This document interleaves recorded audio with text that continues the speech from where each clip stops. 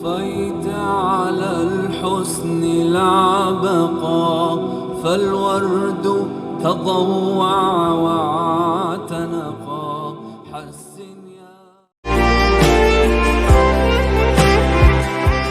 Assalamualaikum warahmatullahi wabarakatuh.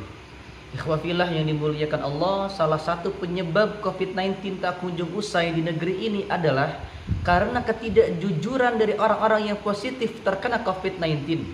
Mereka merasa itu adalah suatu aib, suatu kehinaan yang tidak boleh diketahui oleh orang lain, sehingga harus ditutup rapat-rapat, disembunyikan rapat-rapat.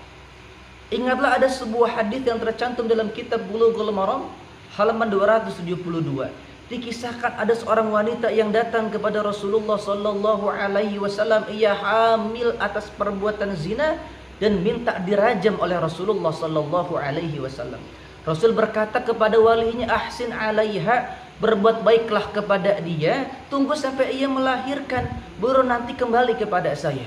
Ketika waktu yang dijanjikan pun tiba, farujimat thumma shalla alaiha, dirajamlah wanita itu dan Rasul mensolatkannya. Bayangkan ikhwah, Rasul saja masih mau mensolatkan jenazah yang dirajam karena perbuatan zina.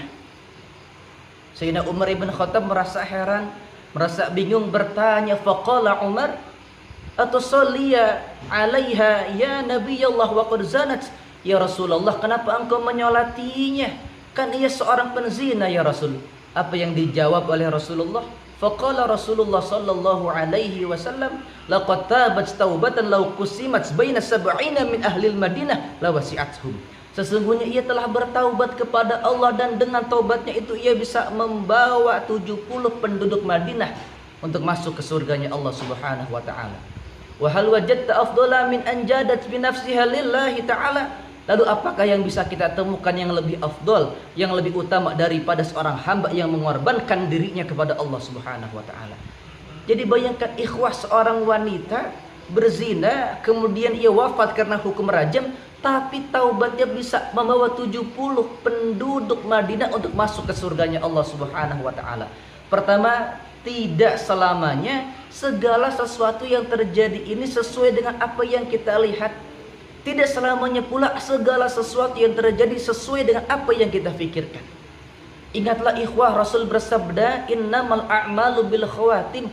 Sesungguhnya amal itu, amal seseorang itu nanti terlihat pada ujungnya, terlihat pada akhirnya. Masya Allah, ada orang yang kita lihat kesehariannya ia malas, bahkan kita sangka ia rajin maksiat, tapi ketika ia wafat, wafatnya dalam keadaan husnul khatimah.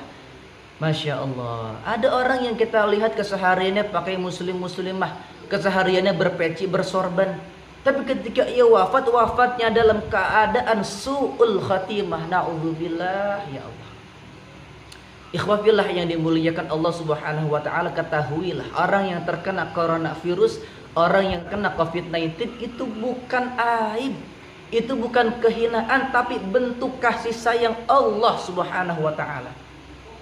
Bagaimana tidak orang yang terkena COVID-19 itu diisolasi dari manusia yang lain. Ia ingin berduaan, Allah ingin berduaan dengan orang itu. Sosialnya dibatasi dengan manusia yang lain karena Allah ingin hanya bersosial kepada Allah. Terlockdown daripada urusan-urusan dunia, tapi tidak terlockdown daripada urusan-urusan akhirat, ikhwah. Jadi satu, kalau kita kembali pada hukum rajam tadi, apakah Islam kejam? Tidak. Jadi hukum rajam itu kalau Syekh Muhammad Ali As-Sobuni cantumkan dalam kitabnya Sofwatu Tafasir jilid yang ketiga halaman 11, romuhu bil hijarati hatta mas, dilempari batu sampai mati. Jadi hukum rajam itu hukum mati dengan cara dilempari batu. Beda dengan hukum pancung, sekali eksekusi mati. Kalau hukum rajam itu perihnya kerasa, sakitnya terasa karena perlahan hukumannya, Masya Allah.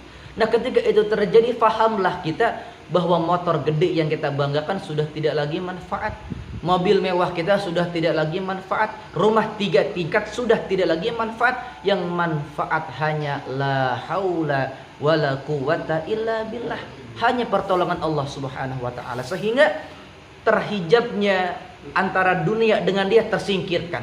Hijabnya ia dengan harta tersingkirkan, hijabnya dia dengan jabatan tersingkirkan, sehingga jaraknya sangat dekat kepada Allah pada saat itu, ikhwah. Jadi orang yang terkena coronavirus ini, semua hijab-hijab dunia disingkirkan oleh Allah.